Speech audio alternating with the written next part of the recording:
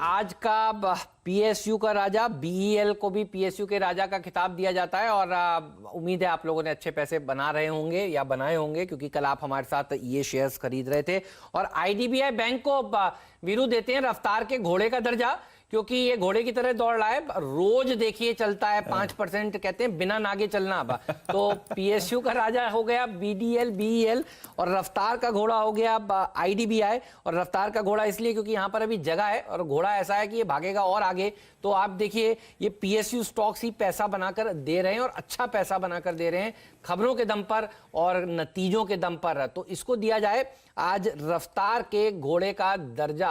तो खरीदने का तरीका साफ है, जब खुले तब खरीदिए, उसके बाद ये सर्किट पर चला जाता है और उसके बाद फिर आपको अगले दिन ये पैसा बनाकर देता है। तो घोड़े की तरह हर रोज दौड़ रहा है और इसलिए रफ्तार के घोड़े का दर्जा दिया है, क्योंकि 7 दिन का अगर आप चार्ट देखेंगे तो आप पाएंगे कि बढ़िया प्रदर्शन दिखाता हुआ ये शेयर नजर आ रहा है। कल भी आखिरी सौदा में इसकी ऊपर चर्चा हुई थी, पहला सौदा में भी चर्चा हुई थी और पिछले 5 दिनों से हम इसके ऊपर बात कर रहे हैं।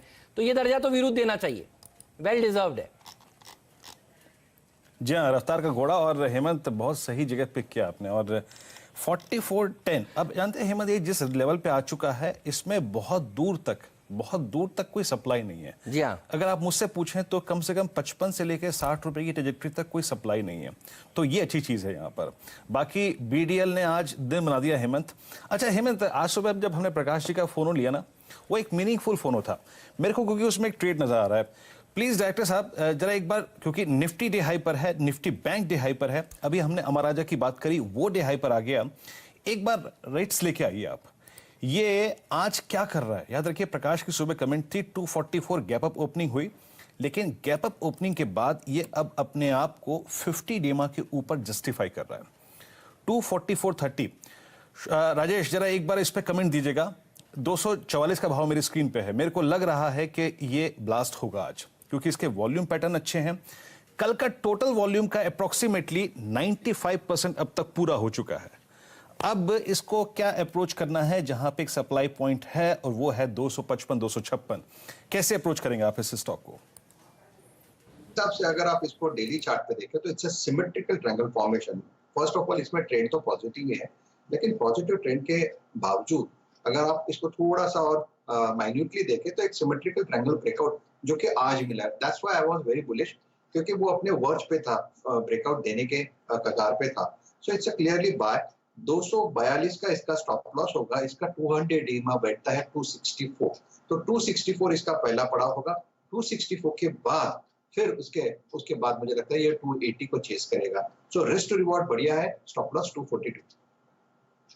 ये वो स्टॉक्स हैं जो लगातार बढ़िया प्रदर्शन दिखा रहे हैं और कल भी आखिरी पहला आज मुनाफे की तैयारी अगर आपने देखा और आपने इसे खरीदा तो देखिए दिन के हाईज पर राइट इस समय कारोबार करता हुआ, नतीजों से पहले की ये दौड़ है जो कि आपको आज बताई है दीवान साहब ने। दीवान साहब की जो जोड़ी है वो आज भी हमारे साथ होंगे। आपको एक बार फिर से बता दूं आखिरी सौदा में और आज भी बहुत सारे और स्टॉक्स बताएंगे। अगर आप ये फील कर रहे हैं अरे यार ये लोग एक ही शेयर की बात कर रहे हैं और ये तो हमारे पास है नहीं, तो आप चिंता मत करिए, आखिरी सौदा देखिएगा और आज भी इस तरह की हम चर्चा करने वाले हैं। लेकिन पहला स्टॉक जो पिक किया गया था बाजार खुलने के बाद वो था टाटा स्टील। अब आप देखिए टाटा स्टील में क्या हुआ है, मंदी करने वाले बिल्कुल फंस गए हैं। और दूसरा स्टॉक जो बताया था वो था आज मार्केट खुलने के बाद जेएसपीएल। सेठी साहब की राय लेते हैं। सेठी साहब, इन स्टॉक्स में तेजी हो रही है और आप सुबह कह रहे थे टाटा स्टील तो दौड़ेगा, साथ में हिंडाल्को, जेएसपीएल, बाकी शेयर भी भागेंगे, अच्छा प्रदर्शन दिखाएंगे। बिल्कुल वैसा ही हो रहा है,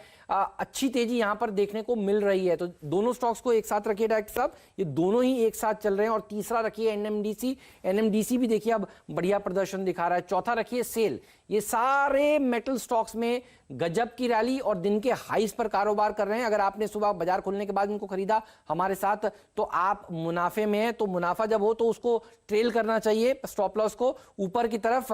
बताइए राजेश सतपुते जी, टाटा स्टील में अगला टारगेट, अगला स्टॉप लॉस क्या ट्रेल किया जाए? जेएसपीएल पर भी बताइए क्या राय है आपकी, क्योंकि ये दोनों भाग रहे हैं। हेमंत, टाटा स्टील की जब हमने बात की तब ये 328 चल रहा था अभी, और स्टॉप लॉस हमने 322 का कहा था। अभी स्टॉप लॉस होगा 325 का, इवन 326 का stop loss will be fine. तो 326 के स्टॉप लॉस के साथ आप बने रहे। इमीडिएट टारगेट जो होगा जो होगा वो रहेगा 346 का, जो इसका 200 TMI है, तो definitely it's a buy and hold. Second, जो JSPL की बात की, जबरदस्त स्ट्रक्चर है हेमंत। इसमें सबसे बड़ी बात है, यहाँ पे सामने रेजिस्टेंस नहीं है, कोई किसी भी मूविंग एवरेज का रेजिस्टेंस नहीं है, कहीं पे भी इसका स्विंग हाई का रेजिस्टेंस नहीं है, तो इसमें शॉर्ट कवरिंग रैली जो फायर और लग सकता है, हाई बीटा काउंटर है। 160 करंट प्राइस है, स्टॉप लॉस को आप अभी ट्रेड करें 157 पे और मेंटेन करें लॉन्ग साइड पे, इसका टारगेट 168 170 होना चाहिए। चलिए, तो ये वो स्टॉक्स हैं जिनके ऊपर देखिए बात हुई है अब तक का, और क्या जबरदस्त प्रदर्शन इन सारे के सारे शेयरों ने दिखाया है। प्रकाश गाबा जी, आपको याद है कल हमारे साथ थे, उन्होंने आपको एक्सिस बैंक पर शॉर्ट कॉल दिया था, और अब वो आज फिर हमारे साथ मौजूद हैं। गाबा सर बताइए, एक ट्रेड जो इस समय लेना चाहते हैं आप, आपका टॉप कॉल बताइए। मुझे चॉइस है बिटवीन एशियन पेंट्स और ब्रिटानिया। मैं ब्रिटानिया में लूंगा। ओके। मुझे इसका target on the upside Britannia मुझे लगता है अपमूव मिलना चाहिए।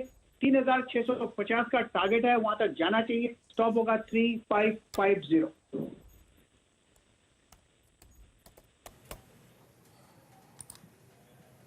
ओके, तो ब्रिटानिया अगर आप देखें करीब करीब 3650 के टारगेट के लिए 3550 का स्टॉप लॉस लगाने के बाद, एक बार प्लीज डायरेक्टर साहब ब्रिटानिया को चार्ट्स पे लिखाइएगा स्क्रीन पे, करीब करीब 3580 पे। और याद रखिए ये इसका ऑल टाइम हाई तो नहीं है, लेकिन प्रैक्टिकली ये ऑल टाइम हाई जोन में ट्रेड कर रहा है, क्योंकि इससे पहले जो इंट्राडे में करीब इसने एक हाई लगाया था, एक सेकेंड, वो था करीब करीब 3591 का। तो ये प्रैक्टिकली अगर आप देखें ऑल टाइम हाई जोन पे ट्रेड कर रहा है। प्रकाश, बहुत बहुत शुक्रिया आपका। ब्रिटानिया की कॉल है प्रकाश की, बाय स्ट्रेंथ। और याद रखिए इस वक्त FMCG में सबसे स्ट्रॉन्ग और स्टेबल जो चार्ट है वो यही है।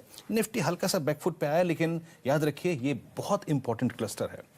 जिस क्लस्टर में निफ्टी टिका हुआ है, 10,360 से लेकर 10,410, 410 एक थ्रेशहोल्ड पॉइंट होगा। सुबह की कमेंट्री में मैंने स्पेशली मेंशन कराया था कि वो बहुत जरूरी है 410 निकलना। लेकिन इस बीच एक हैवी वेट को देखिए आप, और ये इंडेक्स के लिए अच्छी खबर है, याद रखिएगा। HDFC डे हाई की ट्रैजेक्टरी पे आके खड़ा हो गया है 1752।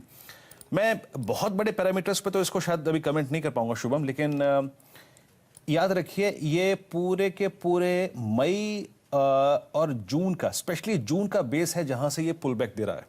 आप इस पुल बैक में क्या एग्जैक्टली अगर आप देखें खोज पा रहे हैं, और आपके टारगेट क्या होगा अगर आप एक बाय इनिशिएट कराएं तो? वीरेंद्र जी, मैं यहाँ पे थोड़ा सा